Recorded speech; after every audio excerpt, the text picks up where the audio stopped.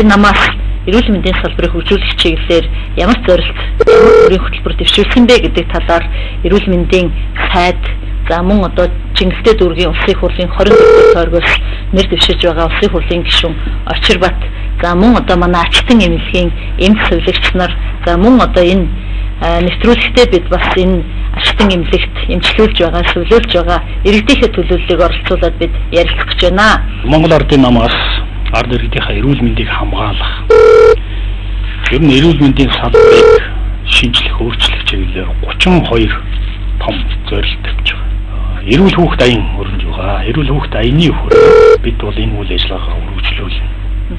Одоо бид нийт эрүүл мэндийн шинжилгээнд хамрагдах хүүхдүүдийн 85%-ийг хамгаалж байна. Тэгвэл энэ хамрагдсан хүүхдүүд дотроос 68% нь ямар нэг өвчтөй эмгэгтэй болох нь тогтоогдсон. За хоёр дахь үе шат эхлээ явж байгаа эмчлэн эрүүлжүүлэх үе шат маань үргэлжлэж байгаа. Эрүүл биед саруул ухаан оршино монголчууд бид ярьдаг. Тэгэхээр Монгол улсыг бол саруул ухаантай эрүүл мэндийг хөгжүүлнэ гэсэн үндсийг Монгол Ардын нам маань дэвшүүлж байна. Тиймийн тулд хүүхэд цагаас нь аливаа архив өвчин үүсгэхээс өмнө урьдчилан сэргийлэх ёстой. Энэ үйл ажиллагаанууд бол үргэлжлээд явна. Их хүүхдийн эрүүл мэндийн үндэсний төв дээр 300 гаруй хүүхэд хагалгаанд орсон. Энэ эрүүл хүүхэд аянд хамрагдаад онцлогдоод одоо эмчилгээнийх нь үйл ажиллагаанууд ийм үр дүн үзүүлээд ирлээ. Дээр нь шүд цорох өвчлөл үзлийн үед бол олноор илэрлээ. Эдгээр хүүхдүүдийг бас эрүүлжүүлэх үйл ажиллагаанууд нэтгэвтэй явж байна. Дараа нь ахмадуудад зориулсан ийм үйл ажиллагаанууд эрүүл мэндийн үзлэгт хамруулах, эрүүлжүүлэх үйл ажиллагаанууд бол дараагийн үе шатнд бас хэрэгжүүлнэ. Жишээ нь дотоодын нийт бүтээгдэхүүн 6-аас доошгүй хувийг одоо эрүүл мэндийн салбарын санхүүж зарцуулна. Тэгвэл одоо бол эрүүл мэндийн санхүүжилт маань дотоодын нийт бүтээгдэхүүний 3%-ийг л санхүүжүүлж байна. Нэг дахин нэмэгдэх юм байна. Одоо бол хөрөнгө оруулалт нэг дахин нэмэгдэх. Энэгээрээ бол эрүүл мэндийн салбарын одоо хөрөнгө оруулалт бол эрс нэмэгдэнэ. За дараагийн зүйл нь бол бид хөтөлбөртөө суулгасан зүйл өвчин эмгэг үүсгэхээс өмнө урьдчилан сэргийлэх тогтолцоог бий болгох. Ард иргэдийг өвчин эмгэг үүсгэнийхэн дараа эмчлэхээс илүү урьдчилан сэргийлэх хямд бөгөөд хялбар юм гэдэг зарчмаар урьдчилан сэргийлэх тогтолцоог бий болгох. Эрүүл мэндийн хууль өнгөрсөн жил эрүүл мэндийн салбарын зохиц шинжилгээний асуудлууд яригдсан. Эрүүл мэндийн хууль шинжилэгдэн батлагдсан. Энэ эрүүл мэндийн хуулиараа эмч эмнэлгийнхээ ажилтан албан хаагчдын нийгмийн хамгаалал олон асуудлуудыг хөндөд тавьсан. Дээрээс нь иргэдийн одоо эрүүл мэндийн салбарт дах эрүүл мэндийн одоо зохиц шинжилгээний асуудлууд, эрүүл мэндийн бодлогын асуудлыг хөндөд тавьсан. Өнөөдөр Монгол улсын иргэн бүр эрүүл мэндийн даатгалд хамрагдаж эрүүл мэндийн туслах анх шатны тусан зүйлсгээ хүртэх ийм боломж нэгдсэн байна. Эрүүл мэндийн хууль шинжилэлд батлагдсан хуулийн дээр Монгол улсын иргэн бүхэн 2.7 сая иргэн маань Монголд онцлогдохгүй, эмчлэгдэхгүй ийм өвчин эмнэлгийнхэн дүгнэлт гарсан тохиолдолд тэр засгаас хамаас мөнгөн тусламж авч гадаад хөгжлүүлэх эрхэм нэгдсэн байна. Энд сайд хөлсөд асах юм. Тэгээд сая явуулаад бид нар 85% хүүхдүүдийн үйлчлэгт хамруулаад хийж байгаа том ажил байна. Тэгээд тэр одоо аль чиглэлээр нь одоо асууж гэж байна. Энэ 2010 манай эмч эмнэлгийн мэргэжлүүд нь үнэхээр зовж хилүү ажиллаж байна. Ачаал өндөр байна. Хөдөө орон нутгаар явхад манай эмч эмнэлгийн мэргэжлүүд маань дунджаар 13 цаг ажиллаж байгаа. Нөгөө хүүхд үзлэгийг хамруулж явах үед ягаад гэвэл нэг хүүхдийг олохын тулд араас нь явж байгаа. Нөгөө айлд тэр хүүхэд байна уу гэж машинаар хөөцөлдөж очиод үзлэгт хамруулад. Тэгэхээр энэ эрүүл хүүхдтэй адил нийт ард иргэдийг улс орныг хамарсан ийм 6 үйл ажиллагаа явж байгаа.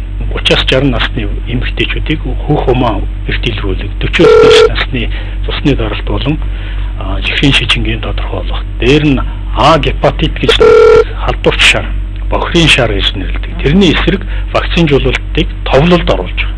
Товлолд оруулна гэдэг нь хүүхдэд заавал тарих, дархлаажуулах вакцинжуулалт дээр оруулж байгаа.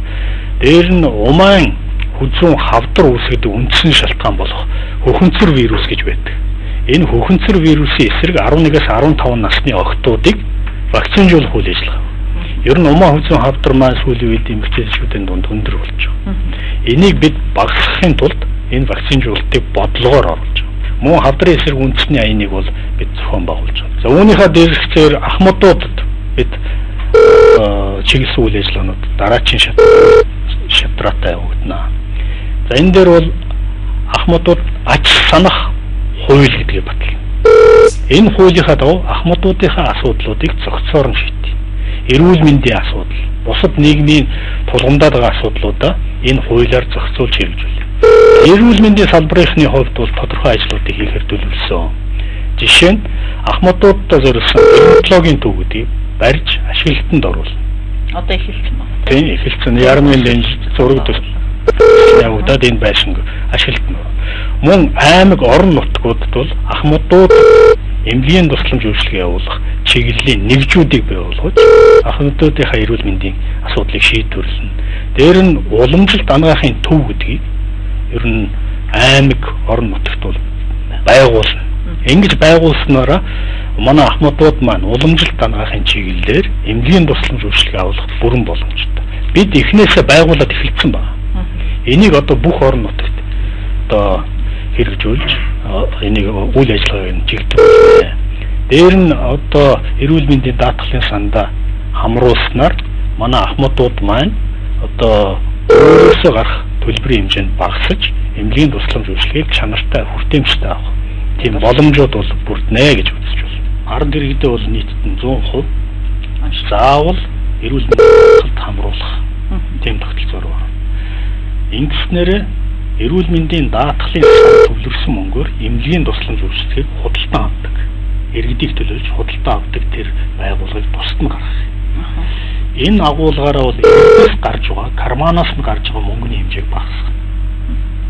Одоо төлбөртөө өндөр төлбөртэй эмчилгээнүүд чинь манай иргэдээс шууд гарч байгаа. Энийг эрүүл мэндийн даатгалын сан тодорхой ихэнх хувийн даадаг.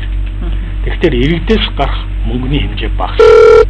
Тэгэхээр эрүүл мэндийн салбарт ажиллаж байгаа эмч эмнэлгийн мэргэжилтнүүдэд би хэдэн төгрөгийн эмнэлгийн тусламж үйлчилгээ үзүүлэх гэж байгаа юм даа гэдэг нь тодорхой болно. Бодит өртгөөр тооцож одоо эмнэлгийн тусламж үйлчилгээг санхүүжүүлнэ шүү дээ. Тийм болохоор эмч эмнэлгийн мэргэжилтнүүд бол за би бол энэ иргэнд тийм оншоор тэчнээ төгрөгийн тусламж үйлчилгээ үзүүлэх гэж байна. Иргэнд бас ойлгомжтой. За миний онш бол ийм.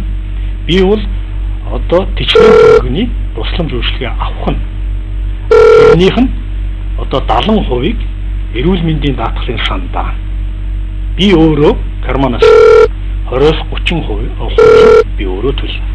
Ийм тодорхой хэлбэрт оруулна. Ингэснээр яг уу ард иргэд маань эрүүл мэндийн асуудлаас эдийн засгийн эмзэг бүлэг шилжихгүй байх.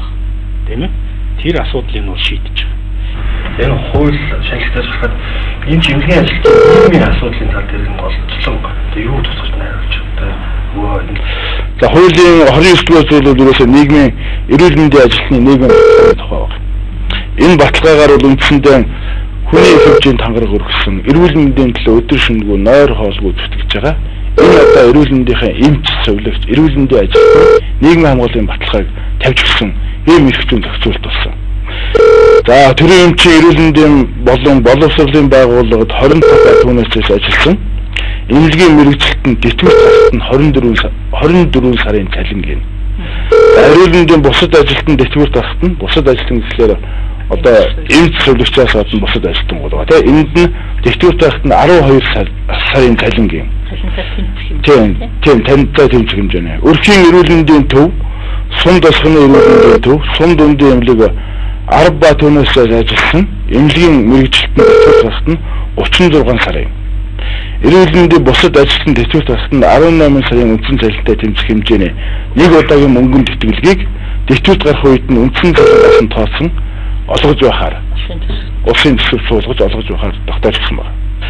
За өрхийн болон сум дасганы эрүүл мэндийн төв, сум дундын эмнэлэгт байгаа эмнэлгийн мэргэжилтэн 4 жил тутам нэг удаа 6 сарын тийм ээ аймгийн нэгдсэн эмнэлэг бүсийн онцлогоо эмчилгээний төвд ажиллаж байгаа эмнэлгийн мэргэжилтэнд 5 жил тутамд нь 6 сарын үндсэн цалинтай тэмцэх хэмжээний мөнгөнд итгэмжийг ажиллаж байгаа байгууллагаас нь олгохоор болж байгаа тийм. Хотчлт гэдэг юм их хурцтай явж байна. өнөөдөр бид агаарын бохирдлоос эхлүүлээл машины утаа түгжрээ за тэгэл агаар өсний бохирдол гэдэг ингээд хүний эрүүл мэндэд сөрөг нөлөө үзүүлж байгаа бүх үйл явдлаа бид нар өдөр болгон амьдрал дээр тааралдж байгаа. Тэр энийг ер нь цаашаа яаж шийдэх юм бэ гэхээр би бодоод байгаамаа. Ерөнхийдөө саяын Хүрлбаатар сайдын ярьснаар энэ эрүүл мэндийн салбар маань бүхэл бүтэн нэг системийнхээ төлөвлөлттэй хөрөнгөний их өрсөлдөлтэй тэгээ одоо эхлээд одоо бид нар эмнэлгүүдийнхээ барилга байшинг янзлаад тэр явцтай орчин үеийн онцлогооны тоног төхөөрөмжтэй болоод мөн тэр явцтай эмнэлгийнхээ эмч ажилтнуудаа мэрэгшүүлээ тэр гадаадын өндөр одоо эмч нарын хэмжээнд одоо бэлтгээд эхэлчих юм бол манай иргэдийн маань хувьд одоо эрүүл мэндийн асуудал шийдэгдэнэ. Тэгээ иргэдтэй нэг л зүйлийг хэлмээр байгаа. Өнөөдөр зөвхөн эрүүл мэндийн байдал ямар байна гэдээ асуухаар хариулт бол тов тодорхой. Юу гэхээр хэн өөрийнхөө эрүүл мэндэд хариуцлагатай хандж байна? Тэр хүн өнөөдөр эрүүл байгаад байгаа. Тийм учраас би үчилж чинь үгээр асуудал бол байгаа. Эрүүл мэндийн салбарт өвчлөл байна. За гарч байгаа халдварт өвчнүүд байна. Халдварт өвчний гаралт байна. Тэгвэл ерөөсөө нийслэлийн эрүүл мэндийн салбарын тулгымцсан асуудлыг би юу ч харах вэ нөхлөөр тэр айхтар одоо хөрөнгө оруулалт гэхээсээ илүүтэй нийслэлийн иргэдийн эрүүл мэндийн боловсролыг сайжруулаа. Яавал үтгэхгүй байх юм. Яавал өөрийгөө одоо тархалтаас урьсан сэргийлэх юм. Яавал цусныхаа одоо артерийн даралт ихсэх өвчнөөс урьсан сэргийлэх юм. Яавал чихрийн шижнээр өвчлөхгүй байх боломж байгаа гэдэг ийм одоо нийслэл хотын иргэн эрүүл мэндийн суур боловсрол сайтай байх. Энэ талаас нь анхаарах ёстой болов уу гэж ингэж бодож байна. Манай нийслэлийн эрүүл мэндийн байгууллагууд маань одоо бүтэц зохион байгуулалтын хувьд шинжлэгдэж байгаа. Нэгдсэн оруулж байгаа. Нэгдсэн эмнэлгийн тогтолцоо гэдэг маань бол 7-оос доошгүй эмнэлгийн тусламж өгслөгийг үзүүлдэг байгууллагыг нэгдсэн эмнэлэг гэж байгаа. Тэгэхдээ зохион байгуулалтын хувьд шинжлэгдснээр ямар зүйл вэ? Төрөлжсөн тусгай мэргэжлийн төв эмнэлгүүд ачаал бий болоод байгаа. Жишээ нь гэмтэл гэдэг байгаа. Манай гэмтлийн эмнэлэг байгаа шүү дээ. Гэмтэл сог судлалын үндэс. Хурууга булгалцсны төлөө хурууга ингэж үсчээд тэнд очиж үзүүлж ачаал бий болгож байгаа юм да. Дүүрэг дээр биш. Тэгэхээр одоо тогтолцооны юу болж байгаа гэхээр дүүрэг дээр тусламж өгөхийг үзүүлдэг болж байгаа. Тэн дээр хүүхдийн тусламж, хүүхдийн төрхийг яа. За сэтгцэн эрүүл мэнд, халдварт, гэмтэл, мэс засал ингээд дотор ингээд энэ чиглэлүүдийг яг нийслэлийн дүүргүүдэд үзүүлдэг болж байгаа. Нэгдсэн юм л. Тэгэхээр нөгөө тусгай мэргэжлийн төв эмнэлгүүдээр ачаал буураад байна. Тэгэхээр чанартай эмнэлгийн тусламж үйлчлэгээ үзүүлэх үндсэн нөхцөл нь бүрдэж байгаа. Энэ оройны эмнэлэгт гэхлээр нэг 6-7 хоног болгоод тэг хөв гаргачих. Тэгэхээр энэ ор хоногийн тоог нэмж болохгүй өвчин идэвхтэй. Энэ мөрийнхаа бүтлэлт гэсэн л оруулж надад санагдаж байна. Энэ хувийн эмнэлгүүд сайн хувийн эмнэлгүүд байна. Тийм учраас энэ оройноос энэ хувийн эмнэлэг төвчих үед эрүүл мэндийн даатгалаас хувийн эмнэлгэрөө одоо бидний эрүүл мэндийн даатгалыг шилжүүлэх болохгүй юу? Тэгэхээр энэ дээр ор хоног гэж та ярьлаа. Энийг одоо ор хоногийг болно. Ер нь болчихсон байгаа. Одоо яаж санхүүжүүлэх вэ? Оншоор нь сан. Ор хоног хамаагүй. Эмнэлэгт хэд хоног нь хамаагүй. Магадгүй долцсон болж байгаа юм шүү. Магадгүй таны 3 хоног дэмжиж болно. Тийм ээ? Гол нь чи идэгсэн байх. Тэгэхээр та бол одоо эмнэлэгт төлөвлөл одоо тэр өвчнийг эмчлэгдэж дуусгах тэр төлбөр нь л орно гэсэн үг. Түүнээс биш хэд хоног нь биш. Эрүүл мэндийн даатгалтай холбоотой асуудал маань түрүүний гишүүн хэлсэн байна. Ард иргэдийн бүхэлд нь нэг даатгалт хамруулчихна тийм үү? Даатгалт хамруулчаад нэг асуудал нь иргэн өөрөө эмнэлгээ сонгодог тогтолцоо байна.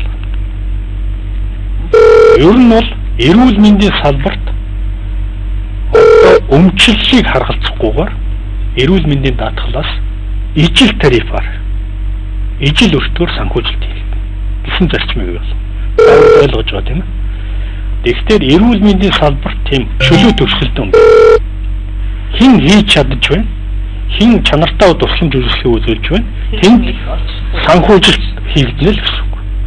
За ер нь бол эрүүл мэндийн салбар жишээ нь миний хувьд Монгол улсад тухайн тусламж үйлчлэгийг чанартай үзүүлэх нь гол болохоос биш хин хийх нь хамаагүй.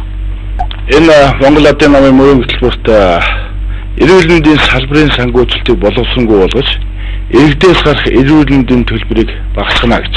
Өнөөдөр нэг иргэн нэг жилийн хугацаанд сая 200 мянган төгрөгийн эрүүл мэндийн даатгалын тусламж үйлчлэг авах эрх нь одоо байна. Энэ хөтөлбөр дотроос бид